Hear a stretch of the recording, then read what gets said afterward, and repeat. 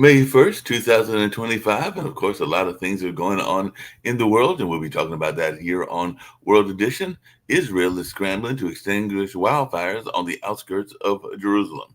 The government there has been accused of failing to take the fire's threat seriously, despite years of warning. And in other news in Israel, Netanyahu says that victory over Hamas, the most important war goal, and the hostage families have responded to that as well. So definitely looks like they're having some fires, and of course, the war is continuing there also. Local elections expected to boost a populist reform party.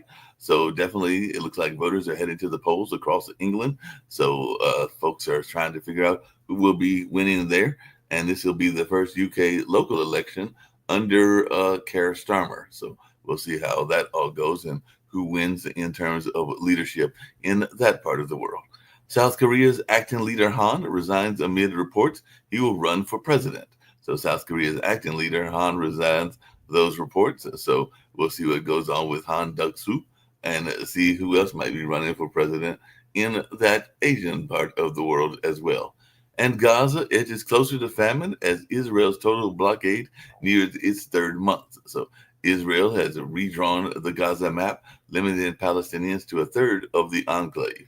So the U.S. backs Israel's ban on the UN's Palestinian Aid Agency at the World Court. So we'll see how this all goes on in terms of world politics.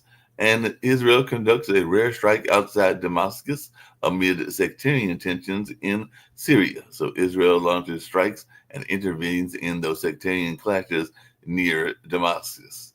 An interior design minister has urged the prime minister to intervene in that ongoing sectarian violence against the Syrian Druze. So we'll see how this all goes as Israel says it struck gunmen attacking Druze in Syria after those deadly clashes. And Kim Jong Un wants more nuclear weapons on North Korean warships.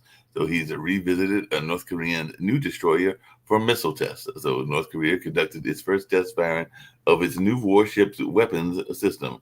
So we'll see what goes on in that space. So we got South Korea and North Korea in the news today. And definitely, it looks like mushroom trial, very rare for accused to hold gathering, says husband. But text messages in lead up to deadly mushroom lunch revealed as Aaron Patterson's estranged husband testified in that case that was going on. So the woman accused of poisoning ex-in-laws allegedly lied about having cancer. So that's something that's going on, I believe, in the English world as well, or over there in the London, UK area. So that trial is definitely taking a lot of attention from folks there as they are trying to figure out what that lady was thinking and some more around the news in that space. And the Spain and Portugal blackout, which I know that our one of our founders, Nick Palveda, is familiar with, has been blamed on solar power dependency. So apparently, the Spanish state should take over grid operation, according to the deputy prime minister in that area. So the Great Iberian Power Cut need not spell disaster for renewables. But yeah, they're blaming it, I guess, on the solar power dependency. And the ultra conservatives wanting to make the Vatican great again. So definitely there are some folks out there that would like to see the Catholic Church go back to some of its conservative roots. And so will Italy get the papacy back after half a century of foreigners? So that's one of the other questions that folks are asking as well. So definitely folks are also asking just what happens to the Sistine Chapel doing a papal conclave. So they'll definitely be trying to pick the new pope and all in that space. China's not backing down in Trump's game of chicken. Apparently, that's what's being reported in Access. So the global cost of the U.S.-China tariffs are mounting, and the worst may be yet to come. So shipments from China fall as Trump's tariffs loom over the economy. So even in The Hill, that particular publication, they're saying Trump should just declare victory on tariffs and pivot exclusively to China. So that's something that folks are asking for in that space. And like I said yesterday, Pakistan is claiming credible intelligence. India is planning an imminent military strike. And Pakistan warned even earlier today of an India attack while quietly urging de-escalation. So definitely there's tensions going over India and Pakistan's shared river. And a epicenter of explosion at an Iranian port was tied to a charity in all of that space. So definitely Iran accused of covering up the death toll in the port explosion amid concerns of an uprising. So cargo that set off blast at Iran port was improperly documented, according to what investigators say. And there's even some reports that it could have been a planned attack, not an accident. At least that's what an IDF general was saying. So definitely, it's a lot going on in there. South Korean election frontrunner at risk from a guilty verdict. So we'll see what that goes on in that sense. But South Korea's presidential frontrunner's eligibility in doubt after the court ruling. So definitely lots going on in South Korea. We got to figure out who their leader is going to be. And Hedges orders comprehensive transformation of the U.S. Army. U.S. Army leadership says it wants soldiers figuring out what's needed for war, not focused on things like PowerPoint slides. So Army is weighing massive cuts to generals, PEO offices, and AFC power. So there looks like the Army might be getting transformed under the leadership of Pete Hedges. So we'll see how that all goes as well. And growing BRICS group shows internal rift as ministers fall short of a joint statement. So meeting in Brazil, BRICS foreign ministers failed to issue a joint statement because they're trying to, they apparently were meeting these last couple of days, trying to build a unified front to Trump's tariff threats. So BRICS, a couple of days ago, blasted the resurgence of protectionism in the Trump era. And 16 countries are to ask the EU for fiscal leeway to spend big on defense. So 12 EU members request activation of escape clause for defense spending, according to the Commission. So Germany and Greece asked for EU okay to ramp up their defense spending. And of course, there are other countries that are asking that same thing as well. So looks like a lot of folks are gearing up to spend money on defense. And Ukraine minerals deal is largely symbolic, but apparently that's enough for Donald Trump. So Ukraine and Russia have reacted to the controversial U.S. minerals sharing deal. Trump gets his deal, and some folks are asking what does Zelensky get in return. So definitely that's what some folks are talking about in the news and all in that space. So definitely we'll see how this goes as well. And two big Trump court battles are about to collide. Trump's tariffs may be unconstitutional, and some folks are saying that that could have some consequences on the stock market. Trump tells the court his tariffs can't be reviewed by judges. So apparently he's thinking that they can't be. And apparently, in a speech, Kamala Harris hit out at Trump in the first major speech since losing the election. So she assailed Trump over the economy and her views of what's going on with democracy. So definitely, she was even warning of a constitutional crisis. So she's out there and has made a speech for the first time since losing the election and all in that space. So according to an AJZ poll, Democrat support is plummeted in Georgia as base demands more fight. So they would like to see more fight there. And Trump has launched more attacks on the environment in 100 days than his entire first term and everything. So definitely they're saying that Trump may have unintentionally cut carbon emissions, and definitely Trump's 100-day energy policy scorecard on Reason Magazine shows disrupted markets and slowed investments. So this is something else going on. And Kilmore Abrego Garcia's tattoos do not prove MS-13 membership, according to experts. So Trump insists Abrego Garcia has MS-13 tattoo despite evidence of altering. So definitely there's a lot of things going on in that space as to whether he's got a tattoo representing that notorious gang.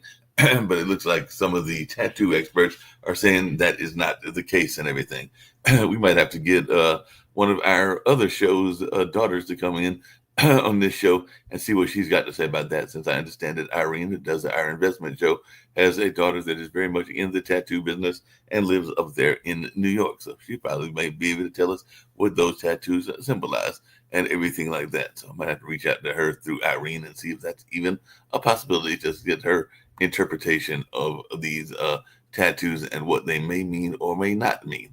Republicans hit an early snag as they start crafting a massive bill for Trump's agenda. So Mike Johnson is juggling tax cuts, spending cuts, and an unruly House. So definitely that is something going on as well. And Senate GOP leaders succeed in protecting Trump tariffs. So Vice President Vance cast a tie-breaking Senate vote to kill the bipartisan effort to rebuke Trump's trade policy. So definitely that is something going on in the world as well. And coming back to Abrego Garcia, Trump says he could free Abrego Garcia from El Salvador, but won't. So he's saying that that whole thing is going on as well.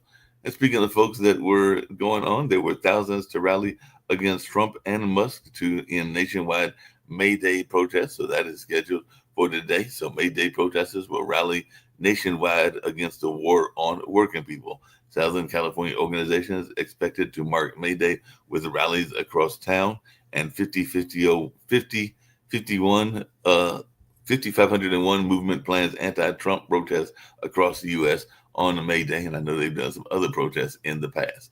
And the House votes to repeal California's clean truck policies. So U.S. House has voted to rescind approval for California heavy-duty truck rules and all in that space. And speaking of protests, there was a protest that was going on in the whole area of D.C. even earlier this week, and I believe that Reverend Barber was arrested, him and two other folks that were praying on the steps of the rotunda. And apparently that is a restricted area that they were praying at, and they probably knew they were going to get arrested. That's kind of like the Moral Monday protest, but they were apparently praying for more relief to the poor and folks like that, and they did get arrested. Apparently one of the Parks folks said that all they really have to do is pay a ticket. So, and I think that his folks did say that that is what they would do, and all in that space. So that was something that went on this week as well. And way beyond Hazen, a Central New York school cancels boys lacrosse season. So 11 Syracuse high schoolers face charges over an alleged team hazing. So definitely that's something going on. So hazing does still take place, and in this case, it actually got folks in trouble and got an entire team canceled and everything like that. So Trump says U.S. kids may get $2 instead of 30, but China will suffer more in the trade war. So Trump goes full Grinch as terrorists threaten to ruin Christmas. So Trump calls China the chief ripper offer on trade with no signs of direct talk. So he's already saying if kids are expecting $30, they might only get $2. And John Roberts wrote 3 cases dissolving the separation of church and state. Will he take another leap of faith? So the Supreme Court appears inclined to allow the first taxpayer-funded religious charter school. And there are some school choice supporters that are saying it's bad for parents, and they protest the exclusion of the religious charter in the Supreme Court. So that's just some of the things going on in the world and all along those lines. But I'll bring in Nick, see what he's got to say about some of these news stories. I think he might be the only person with me here today. We'll see if Sasha and others join later and everything. But how are things going with you? I guess Elon is officially getting ready to step down and everything, and Trump praised tariffs in the cabinet meeting as the U.S. economy shrank 0.3%. So apparently Trump's loyal foot soldiers doffed their mega caps at the cabinet lobbying. And I see I've even got a picture on my screen of Elon Musk with a shirt, a hat that says Gulf of America and everything like that. So I guess they were pleased with what they've done so far, and they were in there and everything like that. They've even got some of their people that are getting involved in other conflicts, because Rubio is calling India and Pakistan in an effort to diffuse their crisis over the Kashmir attack. So the U.S. is standing in solidarity with India as Rajnath Singh speaks to his U.S. counterpart Pete Hegseth after Pahalgam. So like I said, that could be another one. And last thing I got to talk about, and I wish Kim was here because there's something she's brought up and everything else, but married women are facing a real ID documentation hurdle because the real ID is less than a week away. And I think that it wants them to have their original name, which is not their married name and everything. And by the way, if you're going to the Arlington National Cemetery, when you come here in May and everything, May, late June, they're requiring a real ID starting May 7th. So about a week from now, you'll have to have a real ID if you want to get into Arlington National Cemetery. I have a passport. Does that count? I'll have to find out, but I think a passport does count. Oh, yeah. They're over. It's amazing when they're things that don't have problems, so you go try to solve them, which Right. just doesn't make any sense at all. Okay, well, we'll talk about what's happening in the Iberian Peninsula of Spain. Yes. Yes, our power went out a couple of days ago, and it hasn't had a problem like this since 2003. And the speculation was cyber attack from Russia. But Right. it looks like here's what really happened, which is funny in a way. The Iberian Peninsula and Europe wants to be on total renewables so that they don't have any oil or coal or anything. So what they did is they got Spain totally on renewable energy. Right. Unfortunately, the weather affects the amount of energy you get. So things like cloudy and rainy weather, et cetera.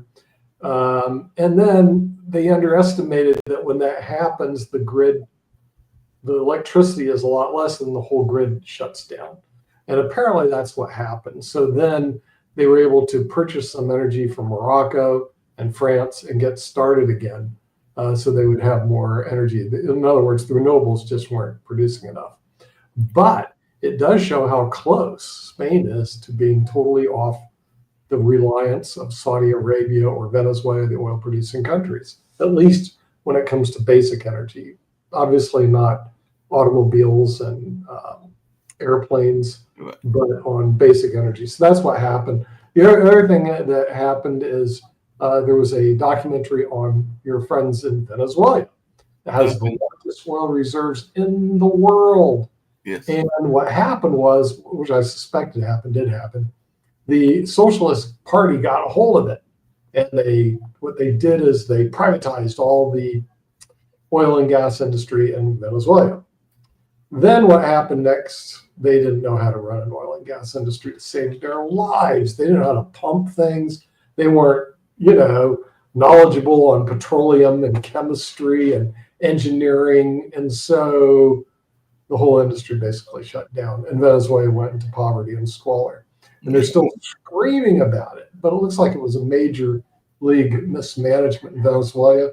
I wouldn't want to live in the potentially the most wealthiest country in the world with management that's absolutely horrible. So now Well, speaking, you're not the only expat, because I had a couple of expats on the online dinner party yesterday. We had a gentleman that was living currently in Mexico that used to be a nightclub owner in Reno, Nevada, and there was also a young lady that is currently living in Panama. She was saying that she and her husband are living there, totally enjoying the Panama lifestyle, and apparently they have a festival about every 2 months, and that they have a very friendly environment, according to what she said and everything like that. But she is a shaman and decided to move to Panama, so that was fun and everything like that. But just really quickly, there's something that you've been talking about even on the media show and everything, but it looks like Trump might be getting some money, because apparently Paramount is ready to settle $20 billion Trump lawsuit against CBS News. So if the Paramount board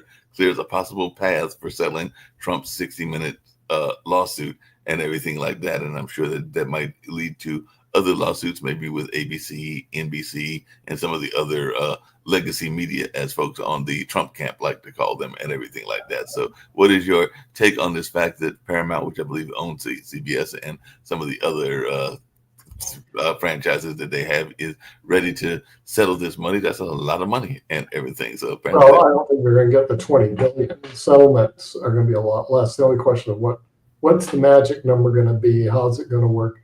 So devil's in the details. We don't know really what the details are. But when it comes to media manipulation, Mark, that goes on daily. And it's really a big problem today, because when I read things or I listen to things, I don't know if I'm listening to truth or just made up garbage anymore, because people are making it up and sticking it out there all the time. So it's really there's another truth that involves one of your former states, and it's a state that I know that you had a lot of fun when you were in the university down there, the University of Miami. I think y'all call it the U and everything like that. But Florida is set to become the second state to ban fluoride in municipal drinking water. So if you're thinking you're going to get fluoride toothpaste and stuff like that, I guess you can still have the toothpaste, but it won't be in your water and everything like that. And I know that was something that was big on RFK's list as well, this notion of the badness of fluoride. So Florida lawmakers have tackled fluoride and schools start time and property tax change. But that is one of the things that they did is they banned fluoride in the drinking water. So if you're going to get some drink at a water fountain there, you won't be having any fluoride in your water. Oh, I'm not worried about it at all because I wouldn't drink public water anyway, ever. Because the thing is, we know public water comes from the government. We know the government lies to you, and we know they don't care.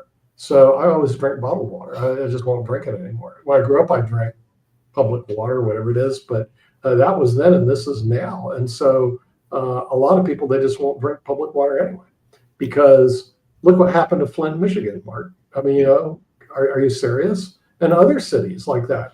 And when you look at the quality of the water by municipalities, it's very debatable, very questionable, and even worse, you don't know if you're getting the right information.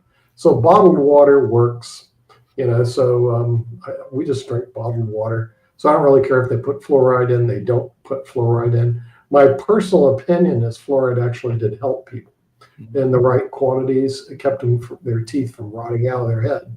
Now you're going to see a lot of people on the system, they're just going to have cavities all over the place. The other thing, if they want to help that, get rid of the bloody sugar. Come on, RFK, if you get rid of the sugar that's in everything. And not only that, it's silently put in everything.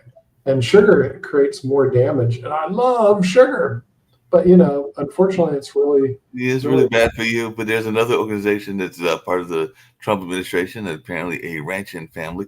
Maybe this is one of even our good friend Gretchen's families and everything fought off a Biden era charge with Trump administration's help in a land battle. So the USDA has launched a lawfare complaint portal for farmers and ranchers. So if they have complaints and they want to launch complain to the Trump administration or the USDA to be exact, there is a portal for them to do that. So definitely it looks like they've got a whole portal where they have information that if you're in Wyoming or Idaho or someplace else and you are feeling that you got messed over by some of the past laws, you can have your complaint registered in this lovely portal. So they have launched another portal. I thought we were trying to put less government, not more government. That sounds like more government, but maybe. Yeah, they keep saying less government. You do tend to get more government. And speaking about government, this is kind of probably the case of the year. It looks like it's Nome versus Roberto Garcia. Some reports I get in, he's not an MS-13 member. Right. Again, unreliable. We don't know unless you get his corpus delicti out of San Salvador and into the United States, so you can depose him, look at him, examine, etc. You don't know. And so the Supreme Court made an order to have him brought back, and Trump is going, I'm just not going to do it. Now what? In other words, so I think this is going to be a very interesting case. And we went over it with the lawyers den, and I don't see how you can deny people due process in the United States law. I just don't get it. So I've seen a lot of what's going on in the immigration world where basically they're denying due process all over the bloody place. I don't see how you're going to do it. In other words, I see it being done, but I think in the long term, you're going to see the Supreme Court come heavily down in favor of the due process. It's embedded in our system. It's been embedded. Due process. How can you do that with how can you do that with one of your favorite people as well? Because I know both you and Kim, and I've said that I've got neighbors that fall in this category. There are definitely thousands, if not tens of thousands or hundreds of thousands of international students from around the world and everything like that. So apparently some of these students are being targeted as far as their visas and everything like that. So how can you do that unless you give them due process? Because I'm thinking you've got to at least go through the process of understanding how they got their visa and how they came here, because a lot of them are on student visas, and apparently thousands of them are being targeted in terms of this way that they are going after students, whether they're at Duke, whether they're at Yale, whether they're at Marquette, where I went to school, or whether they're at UCLA and everything like that. So how are we actually going to get these students and get them away from here unless they have due process, that favorite word of yours and everything like that? Because I'm thinking that they had to at least apply for a student visa if they came here. Yeah, the thing is, I don't, like I say, I don't see administration winning this particular issue. International students, people that are in the United States are still entitled to what they call notice and opportunity to be heard.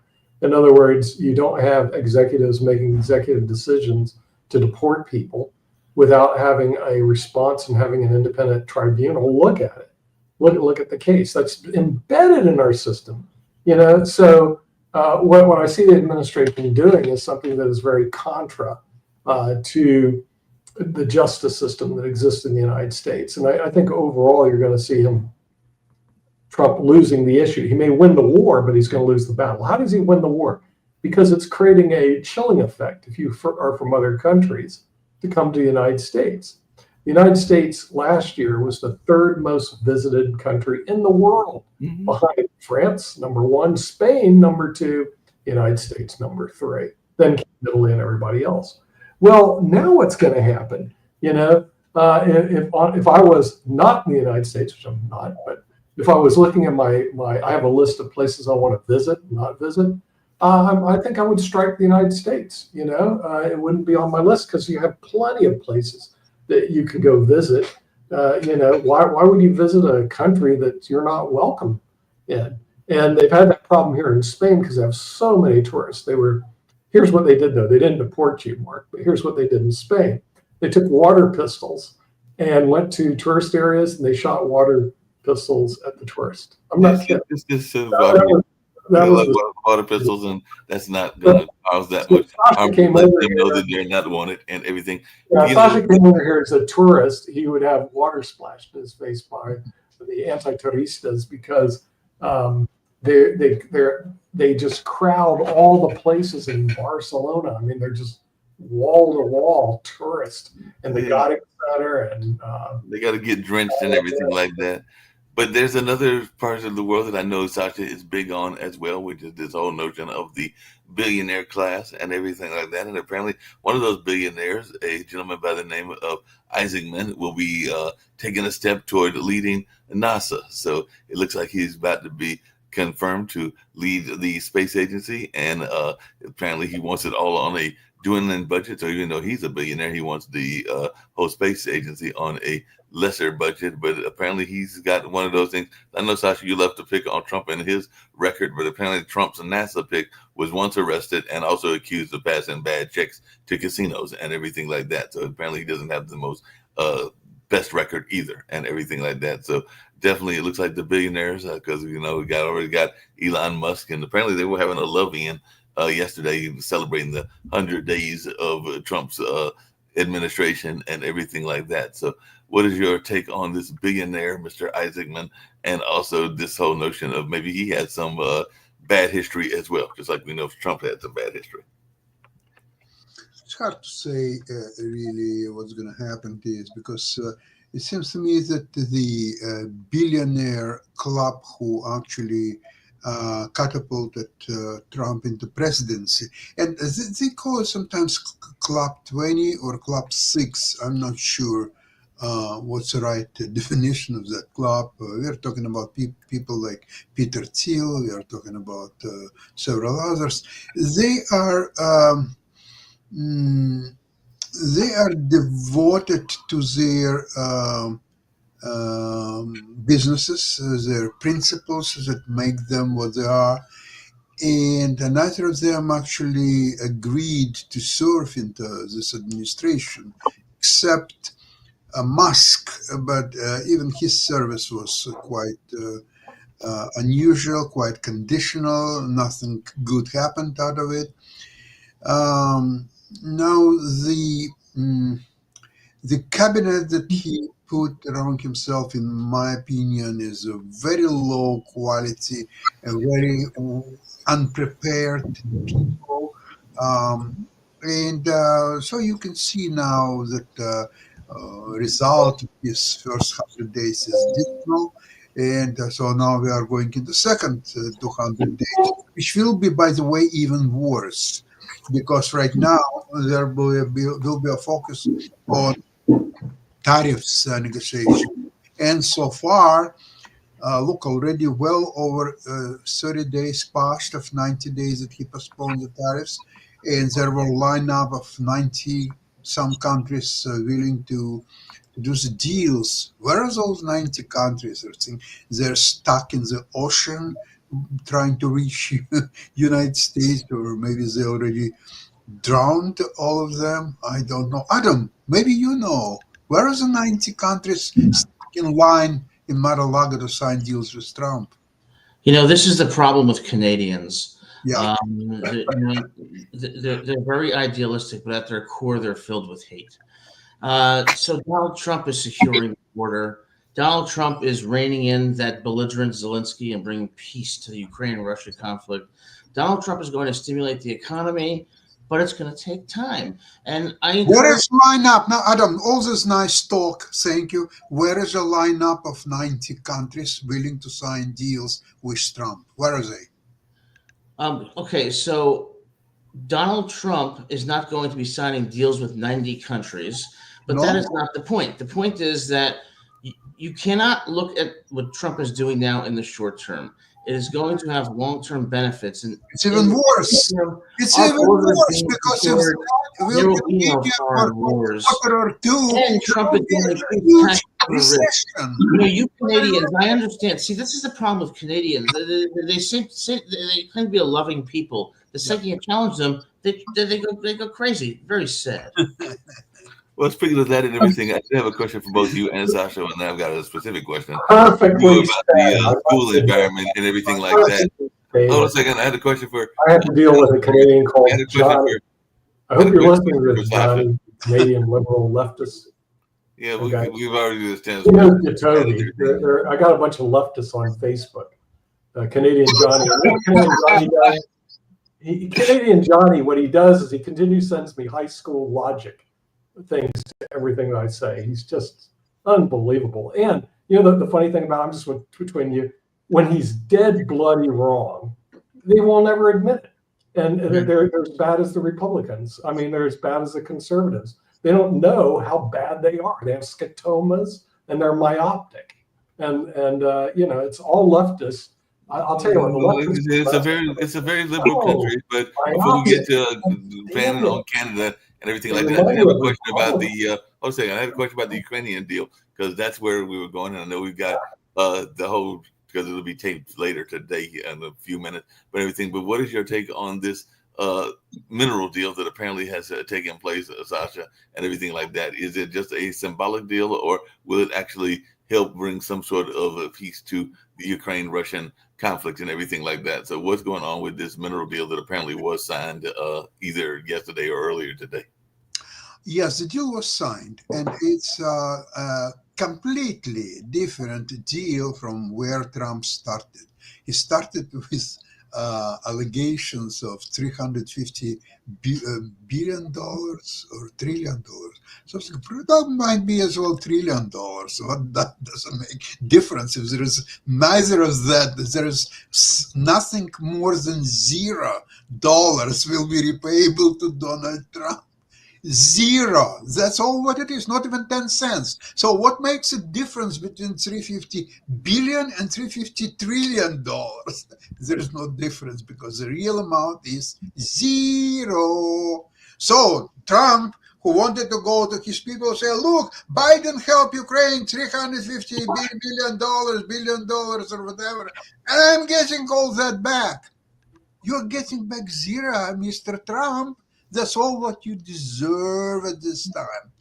Not only that, to get anywhere from this mineral deal, to implement at least some of it, you will have to invest billions of dollars. Hey, get ready your billions of dollars. And you want to make this golden dome, and you want to send people to Mars, and you want to do so many grandiose things. Where is the money? 37 trillion and counting. That's where your money is.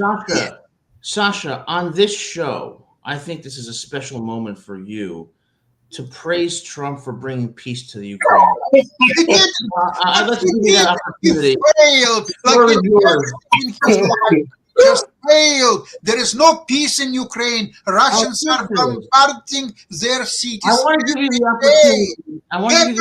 Wake up. Go to the internet and just get Ukraine. Where is the peace? Adam, why aren't I you, think that's very ungrateful, Sancho.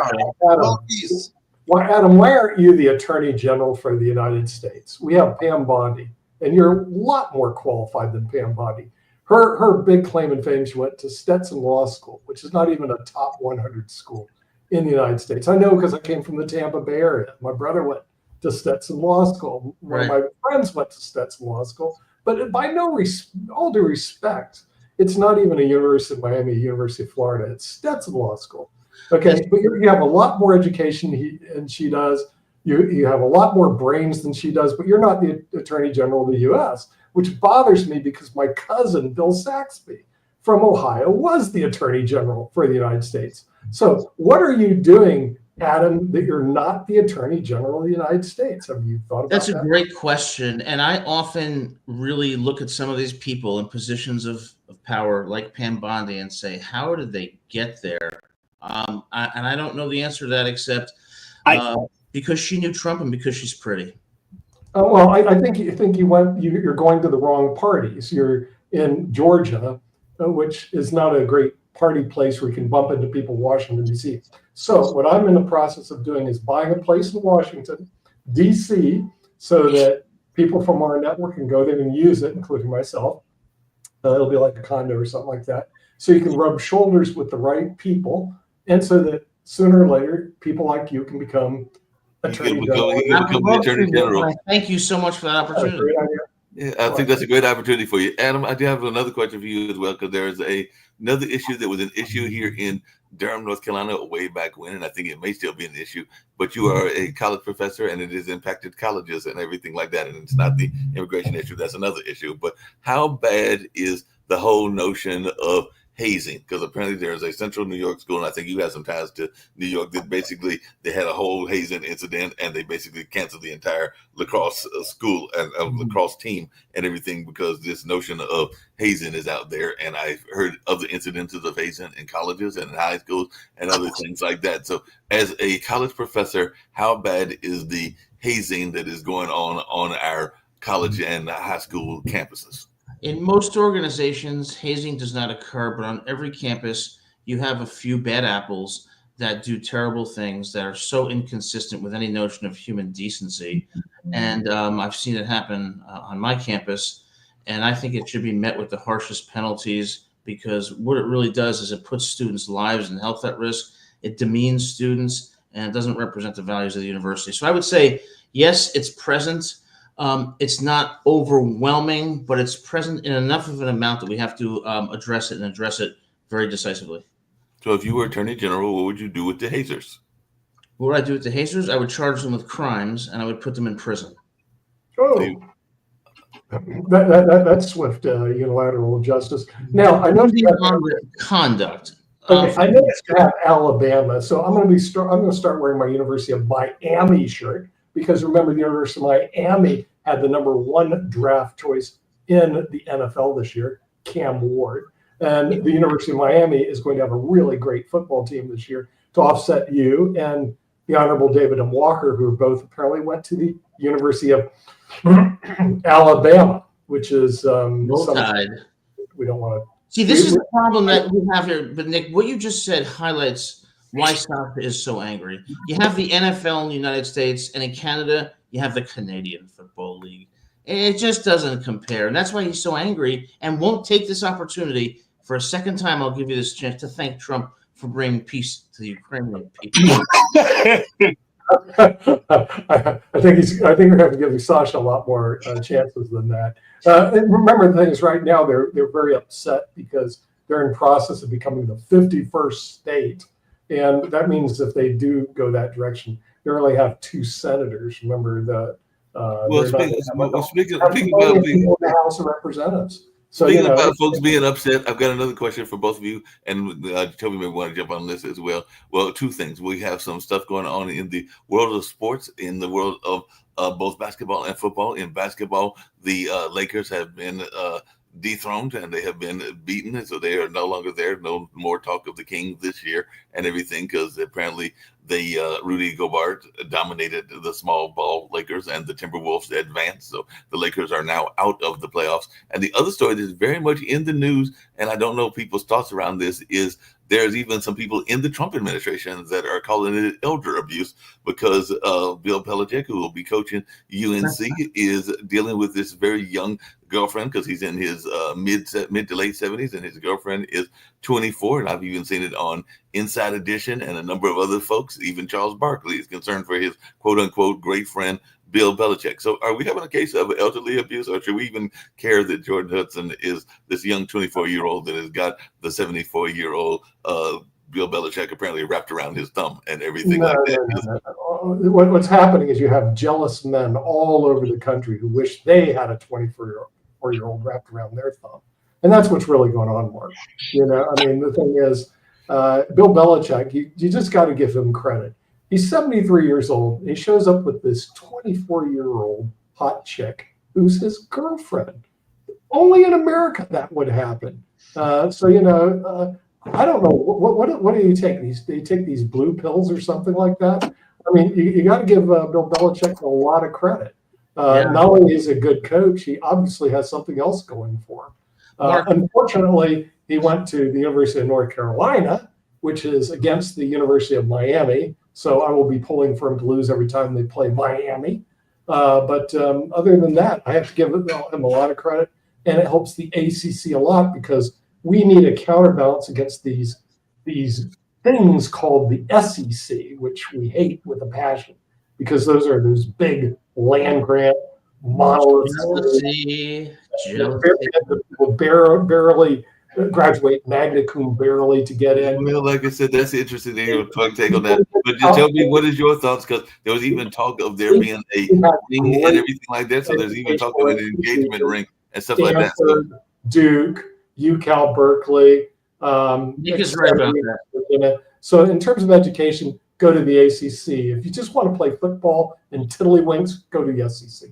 Well, the SEC still has academic, integrity to it. Not as good as the ACC, but because the ACC is riddled with liberal law professors who are indoctrinating students, its academic quality really has been compromised. As far as Bill Belichick goes, this is a very transactional relationship. Bill Belichick in his 70s is like, this girl's really hot. I'd like to have sex with her. So he gets what he wants. What does she get? His money and control over him. So it's kind of like a mutually reinforcing relationship. And I know Jacoby at this point, I think I heard Jacoby on another show a few hours ago talking about thanking Trump for Ukraine. And I think he'll join me in that call to get Sasha over the hump today to do something that's going to make this show really something special for ages to come.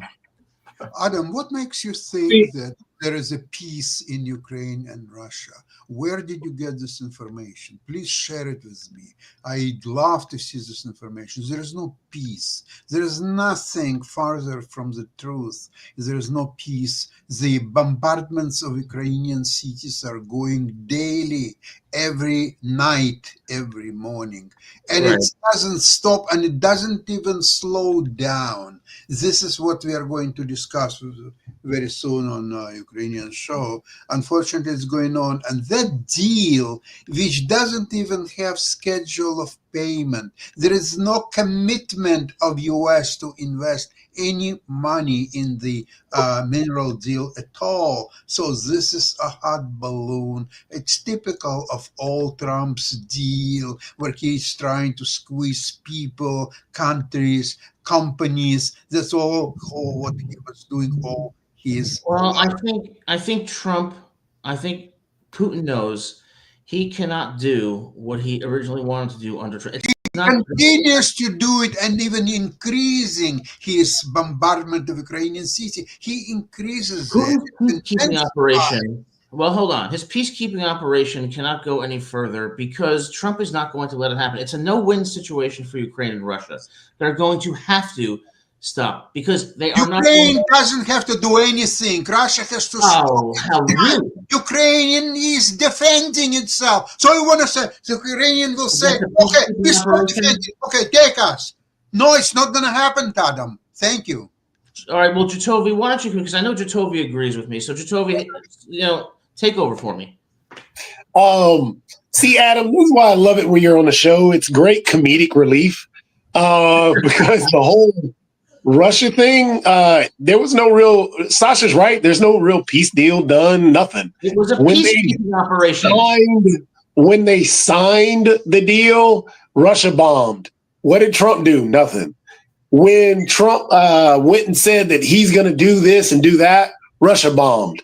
And when Trump went on Truth Social, a knockoff of Twitter, his own thing, and told Putin to stop, Russia bombed. So he knows that, Trump's not going to do anything to him. Even with this, the mineral deal, the actual areas that where the rare minerals are under Russian control. He's not going to get them. He's already said that, for Russia, the actual concessions Russia has to deal with is they can't take over all of Ukraine. What is that? That's not really a concession of any kind. That's basically saying, Ukraine, you have to give Russia everything that they've taken already, which means the rare minerals that are already in Russian control. So therefore, this deal isn't a deal. I've got toilet paper that is more stable than the deal. And I'm talking about toilet paper after I wipe my tail. So there's nothing that he's done. Well, first of all, Jacoby, I don't know have you ever listened to the Russian national anthem? Why? Because it's beautiful. And when you listen to that, you realize the Russian people are a prideful people, and their peacekeeping operation is going to result in a deal with a smaller Ukraine, but quality is more important than quantity, and both sides are going to be happy. And Sasha, this is your last chance. Adam, I got a question for you. Adam. Here's a question. When you're saying peacekeeping, do you mean peacekeeping by killing Ukrainian individuals?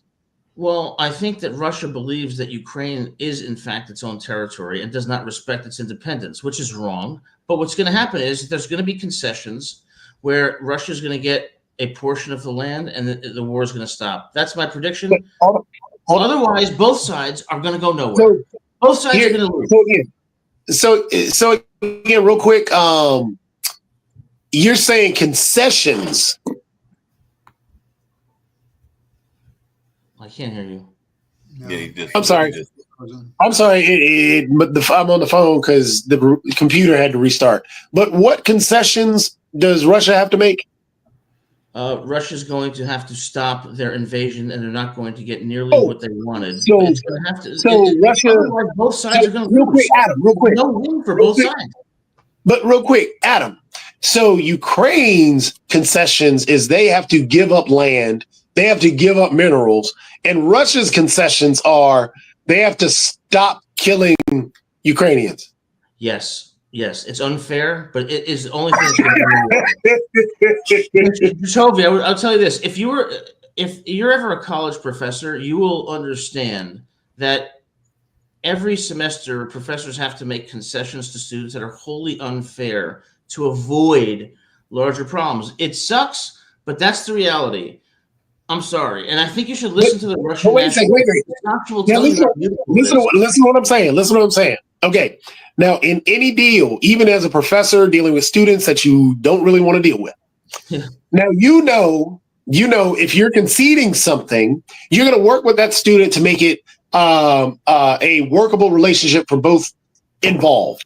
Where you may have to concede that, okay, well, this student, I may have to work with this student a little bit more time, or maybe help this student in whatever they may have. In this situation, you have, as an analogy, as a professor, if you pick out a student and they have this backpack that you like, and they have the pair of shoes that you like that you couldn't get as a kid, and you think, oh, those shoes are, because you're a sneakerhead, and you go and steal their shoes on Monday, you steal their shoes on Tuesday.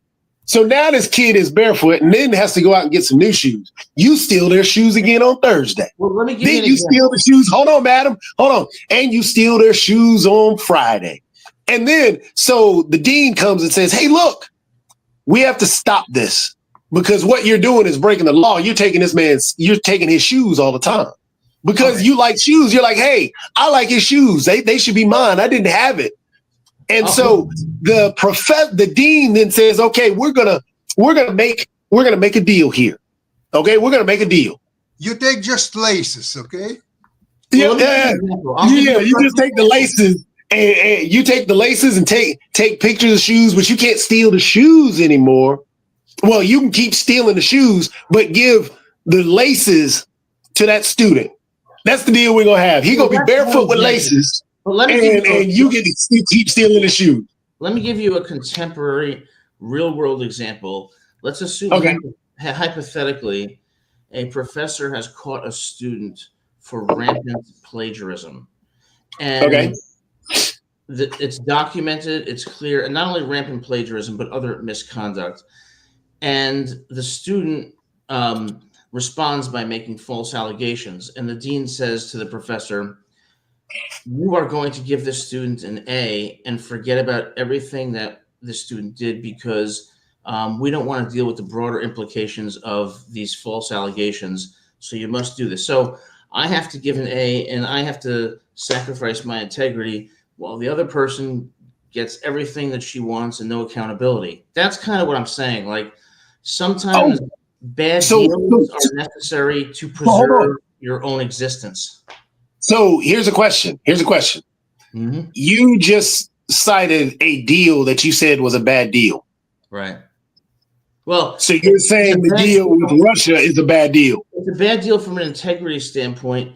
It's a necessary deal to preserve my own existence, even as however unjust it is. So will that deal stop the student from plagiarizing? No. So the bad deal that you agreed to, we agree that it's a bad deal. Now you took this and made this your own analogy. You said this is analogous with what's going on with Russia and Ukraine. So you admit that the deal with Russia is a bad deal. It's a bad deal from a perspective of moral righteousness. Okay. Not necessarily a bad deal from the bigger picture. Like, all I'm stating, hold on. All I'm stating is you agree that it's a bad deal. So we're on that same level. Yes, You've agreed that it's a bad deal before. You agreed that it's a bad deal now. I legitimately just asked you, will this stop the student from plagiarizing? You said no, it will not. So now, taking this, wait. No, you hold on. Hey, Sasha, Judge, you heard what I heard, that he legitimately said that it would not stop the student from plagiarizing. Right. So that's now, wait. I'm almost done, counsel. Almost done. So, counselor, now you made this analogy. You stated this is analogous to what's going on with Russia. You said that this is a bad deal with what's going on with Russia, even though you think that it's a bigger deal. Now, taking that same question, do you think this is going to stop Russia from bombing and killing the individuals in Ukraine and stopping them from trying to take over Ukraine? Now, in your analogy, you said that it wouldn't stop the student. So, right. So here's the thing. I don't know if it'll stop Russia, and I don't know if the student will plagiarize. What I know is this. If I don't agree to the deal, I get fired. If Ukraine doesn't agree to the deal, their own existence is imperiled. So you have to make a decision between horrible choices and self-preservation, especially when you are under a power dynamic where you don't have any leeway. There's not much you can do. You have to make a bad choice instead of making a worse one. All right, counsel. Now I understood what you just said. What you stated there is that Ukraine has no other option. So now with that, what does the deal mean if you've already stated that without the deal, they're taking over? With the deal, they're taking over. So as Sasha stated, that the deal means nothing. Well, as I'm stating to you, wait, counsel, hold on. Counsel, now remember, you said that it would not stop the student. You don't believe that, or now you're stating that you don't know if it will or not. Well, with Russia, we know that the deal will not stop Russia.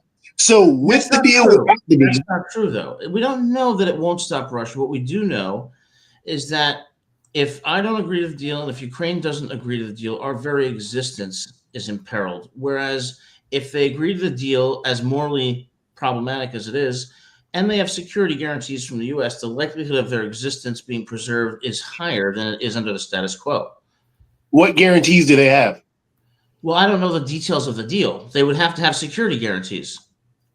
So again, so we are in agreement. Right. Yeah. So we're in agreement that we don't know the security guarantees if there are or if there aren't. We Right. don't. We already know that. Again, based on your analogy, that it probably won't stop Putin from continuing his war. Right. Where we disagree And so, is that a deal, as bad as it is better than no deal because the bad deal at least increases But the again- likelihood of Ukraine's sustainability. but again, counsel, we don't. With the deal, it doesn't stop. Without the deal, it doesn't stop. Well, we don't know that. With or without the deal, You're it assuming doesn't it. mean anything. So if we have So- security guarantees to mitigate, But again, what security guarantees?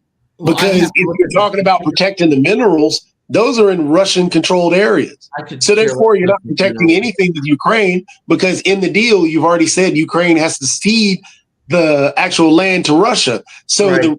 you're actually going to end up dealing a deal with Russia more so than you're actually going to do Right, anything with but the thing is, Ukraine. you have to sometimes make bad, morally problematic deals rather than do nothing, not only to preserve your existence, but to put yourself in a position where if Russia violates this deal, it'll be in such a more morally black and white problematic situation that the U.S. will have no choice but to intervene. So it's like if the student plagiarizes a second time, then the student is going to get nailed.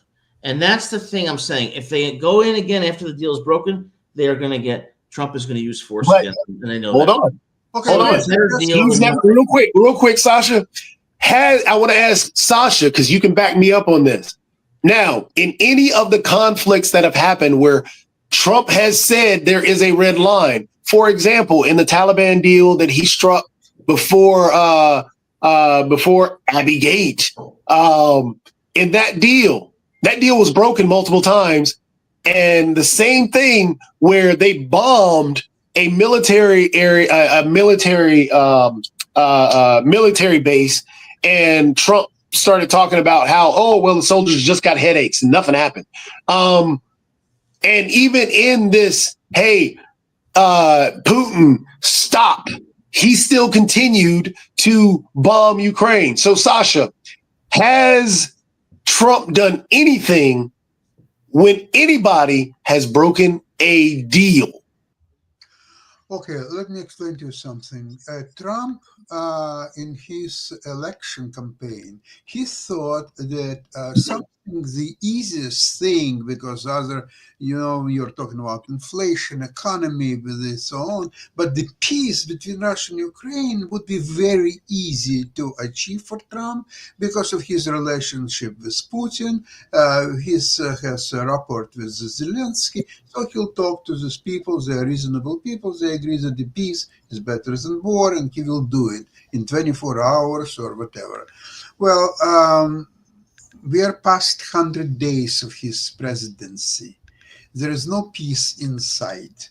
With this mineral deal signed or without one, it doesn't matter. That deal is about exploitation of mineral wealth of Ukraine, which cannot happen during the war. There has to be a peace first and then exploitation of mineral deal. So the peace still remains to be achieved. It's not been achieved so far, and nothing indicates that it's even achievable, not in a short period of time, but in any period of time. Now, by the way, Ukrainians are taking over the military initiative with Russians. They are developing their own very potent weapons. Russia doesn't have it. Russia is bleeding. Its last tanks are on the front. They're getting now weapons from North Korea, from Iran, from whoever will supply them. Russia is being taken over, Ukraine will end up this war in Moscow. Moscow must stop that war. That is not happening. That's like saying the Canadian Football League is comparative to the NFL. Yeah, you can say. Okay, we got to get ready to wrap up and everything like that, because we got to do the taping of the Ukrainian show and everything like that. I would love to go on the Ukrainian show and educate a little bit more about this. Please. I will send him the link and everything like that, so he can pop on that show as well. And if Jacoby wants to pop on, I'll actually put it in the chat and everything like that, just really quickly, and then I'm gonna hit that in button so that I can start the taping of the Ukrainian show. Someone said to me, if I went to Russia, I'd be persecuted, and I said, you say it like it's a bad thing. Anyway, what time is the Ukraine show on? They're going to tape it now and everything like that. So I'm going to put it in the chat, and you can join the show in a second and all along those lines. So if you hold on one second. I appreciate it, Mark. Good to see you. Good thing you too. And cool. Hold on. Let's see if I can get that. I think I see. Got it. Thank you very much. No problem. Yeah, no problem.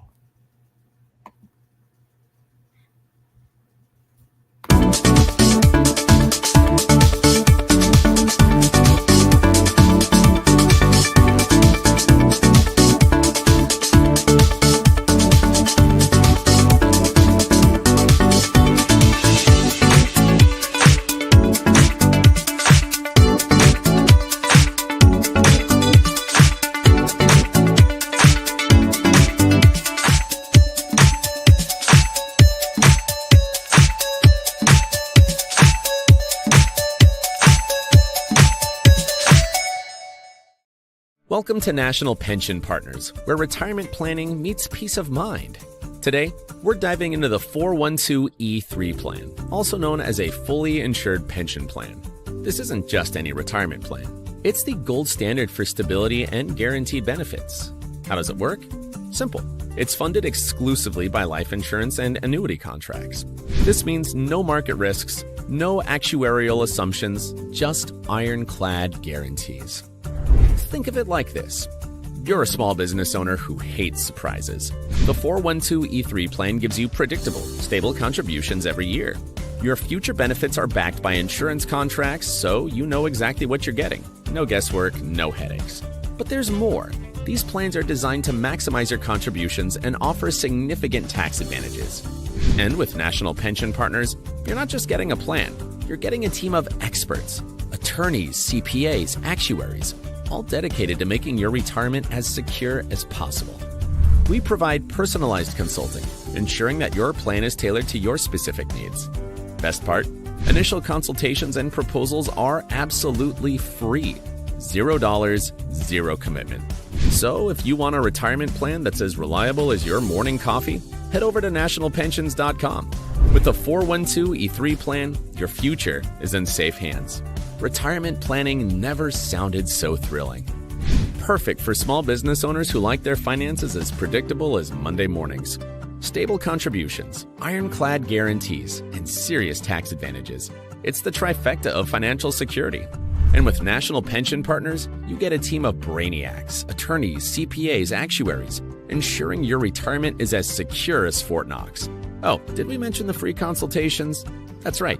You get a personalized expert proposal with $0 down. So, if you want a retirement plan that's as reliable as your morning coffee, head over to nationalpensions.com.